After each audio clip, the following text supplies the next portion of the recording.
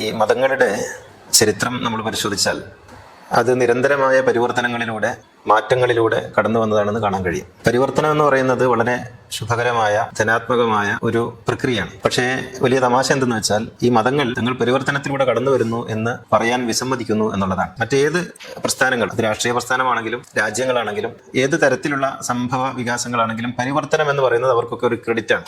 ഞങ്ങൾ പരിവർത്തനത്തിലൂടെ കടന്നു വന്നവരാണ് എന്ന് പറയും. പക്ഷേ മതങ്ങളെ സംബന്ധിച്ചിടത്തോളം പരിവർത്തനം എന്നത് നടന്നുകൊണ്ടിരിക്കുന്നുണ്ടെങ്കിൽ പോലും അവർ ഒരിക്കലും പറയാൻ സന്നദ്ധരാവുകയില്ല. ഞങ്ങൾ പരിവർത്തനങ്ങൾക്കൊന്നും വിധേയരല്ല എന്നാണ് പലപ്പോഴും മതങ്ങൾ പറയാറുള്ളത്. ഇത് മതത്തെ സംബന്ധിച്ചിടത്തോളം എന്തുകൊണ്ടാണ് പരിവർത്തനം അവർക്ക് അസ്വീകാര്യമാകുന്നതെന്ന് ചോദിച്ചാൽ, മതം അതിന്റെ ആധികാരികത നിശ്ചയിക്കേണ്ടത് ആദിയിൽ ആയിരുന്നു എന്നും പിന്നീട് അതിന്റെ അടിസ്ഥാനങ്ങളിലൊന്നും മാറ്റം വരുത്താതെയാണ് മുന്നോട്ട് പോകേണ്ടത് എന്നും മാറ്റം വരുത്തിയാൽ മതം അതിന്റെ അടിസ്ഥാനത്തിൽ തന്നെ പൊളിഞ്ഞു എന്ന് സമ്മതിക്കലാണ് എന്നുമുള്ള ഒരു ധാരണയിലാണ് പരിവർത്തനങ്ങൾക്ക് മതം ഒരിക്കലും സമ്മതിക്കാത്തത്.